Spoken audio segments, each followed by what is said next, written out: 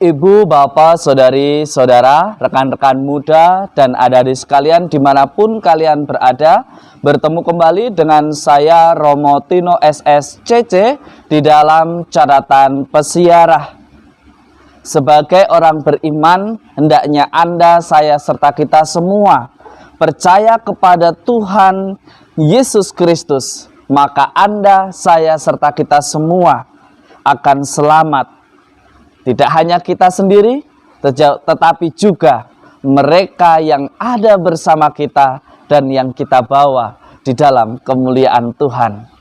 Maka jangan pernah lelah untuk senantiasa memperbarui diri kita agar kita sungguh layak dan pantas untuk menjadi anak-anak terang sebagaimana yang Allah kehendaki. Sebelum kita mendengarkan permenungan dari catatan pesiarah, marilah kita membuat tanda kemenangan Kristus. Dalam nama Bapa dan Putera dan Roh Kudus. Amin. Allah Bapa penyelamat manusia, berkat kebangkitan Putramu, Engkau telah mematahkan belenggu-belenggu dosa yang menindas kami. Semoga kami menjadi orang-orang yang merdeka untuk senantiasa berani berbuat baik kepada sesama. Buatlah kami memiliki kekuatan untuk senantiasa berani memperbarui hidup kami berkat kehadiran Roh Kudus di setiap langkah persiaran hidup di dunia ini. Demi Kristus Tuhan dan pengantara kami. Amin. Ibu, bapak, saudari, saudara, rekan-rekan muda, dan adik-adik sekalian yang terkasih di dalam Yesus Kristus. Tentu di dalam mewartakan kerajaan Allah, di dalam persiaran hidup kita, mungkin kita akan mengalami sesuatu yang tidak menyenangkan, sesuatu yang di luar dari pikiran dan rencana kita. Tetapi mari kita belajar dari peristiwa yang dialami oleh seorang penjaga penjara yang menjaga Paulus dan teman-temannya yang dipenjara karena pewartaan akan kasih Allah. Ada hal yang menarik. Ketika Paulus dan rekan-rekannya di penjara, mereka memuji, memuliakan Tuhan di dalam nyanyian. Mereka menyanyikan dengan sepenuh hati. Mereka melakukan doa-doa yang dipanjatkan kepada Bapa sehingga suaranya menggema. Dan semua orang yang ada di dalam penjara mendengarkannya. Tetapi ada hal yang sangat menarik untuk kita refleksikan. Pujian, doa yang mereka lantunkan membuat suasana penjara penuh sukacita sekaligus menjadi sesuatu yang menakutkan bagi mereka yang tidak mengenal dan tidak mau membuka hatinya kepada Tuhan. Pada saat yang sama terjadi gempa dan akhirnya pintu atau sel-sel penjara terbuka semuanya. Tetapi ada hal yang menarik. Ketika seorang penjaga penjara itu mengambil pedangnya hendak menghunus dirinya sendiri, Paulus berkata, "Janganlah engkau melakukan itu, karena kami semua tetap ada di tempat kami masing-masing." Ada dua hal yang kita bisa belajar dari peristiwa yang disampaikan oleh Lukas dalam Kisah Para Rasul pada hari ini. Yang pertama, ketika ada kesempatan untuk meloloskan diri, tetapi juga kita memiliki kesempatan untuk menyelamatkan sesama. Seringkali yang terjadi, kita lebih memilih untuk menyelamatkan diri sendiri daripada mengambil resiko untuk membantu sesama, tetapi kita tetap berada di dalam penjara. Kita diingatkan, di dalam perbuatan baik, di dalam melakukan sesuatu yang benar di hadapan Tuhan, tentu memiliki resiko. Tetapi resiko itu akan menjadi sesuatu yang membuat kita tidak berkembang, tetapi ada juga risiko yang dipandang sebagai sarana pembelajaran dan membuat kita menjadi kuat. Dan Paulus memilih untuk mengambil risiko yang kedua. Ia tidak membiarkan penjaga penjara itu mengakhiri hidupnya, tetapi dalam pengampunan dan sikapnya yang bijaksana, Paulus di dalam kesaksiannya mampu mengubah sang penjaga penjara itu untuk bertobat dan membuka hatinya akan bimbingan Roh Kudus. Bahkan tidak hanya dia, tetapi juga keluarga-keluarganya dibaptis dalam nama Bapa dan Putera dan Roh Kudus. Hari ini juga melalui penjaga penjara itu, Anda dan saya serta kita semua diajak untuk belajar membuka hati kita akan bimbingan Roh Kudus.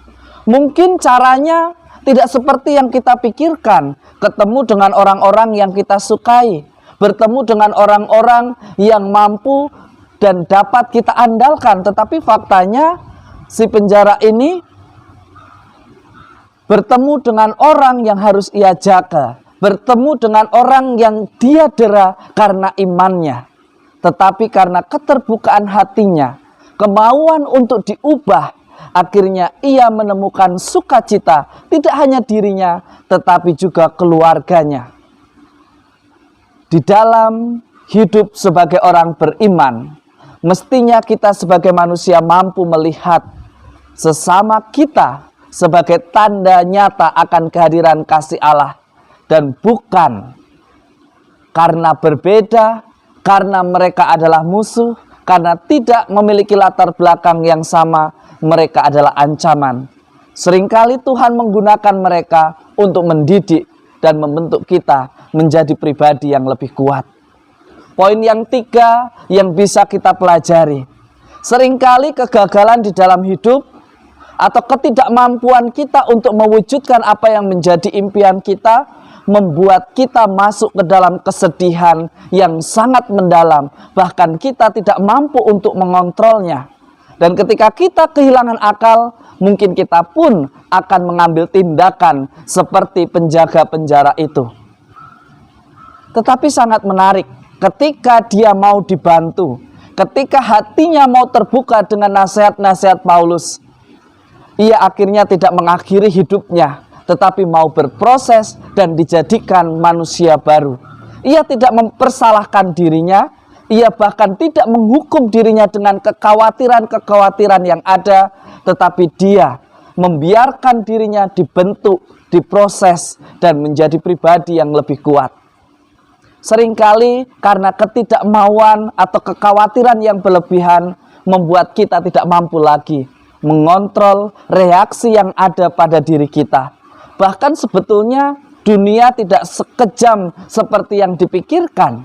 Tetapi karena pikiran kita, karena ketidakmampuan mengontrol diri kita, akhirnya kita membiarkan diri kita dilukai oleh kekhawatiran dan ketakutan yang lebih mendalam. Terkadang di dalam hidup kita pun harus berani tegas dengan diri kita sendiri. Terbuka akan buah Roh Kudus di dalam persiaran hidup kita. Sebagaimana dikatakan di dalam Injil Suci menurut Yohanes. Jelas dikatakan bahwa Tuhan pergi, tetapi dia tidak membiarkan kita berjalan sendiri. Ia mengutus Roh Penghibur. Dan ketika hati kita terbuka, maka kita diingatkan. Dan juga kita akan senantiasa sadar bahwa Roh Kudus atau Roh Penghibur yang diutus itu datang kepada kita untuk mengisapkan Anda, saya, serta kita semua, minimal untuk bertobat dari perbuatan-perbuatan dosa kita. Roh Kudus juga membantu Anda dan saya serta kita semua untuk melihat apa yang benar di hadapan Allah. Karena sesuatu yang baik belum tentu benar ketika kita salah mengkomunikasikan, ketika kita salah menyampaikan, ketika kita salah mengungkapkan di dalam persiaran hidup kita. Kebenaran yang sejati akan tersingkap dan terbuka bagi mereka yang membiarkan mata hatinya dibukakan oleh Roh Kudus, diterangi oleh pelita Sang Roh Penghibur, sehingga akhirnya kita berani untuk berbuah di dalam kebijaksanaan. Semakin orang beriman, semakin ia berani memperbarui diri. semakin ia mencari apa yang menjadi kehendak Allah dan bukan apa yang hanya menjadi sekedar sebuah ambisi pribadi semata. Sebagai orang beriman, ia akan senantiasa membiarkan Roh Kudus menjadi pelita yang menerangi setiap langkah kehidupannya.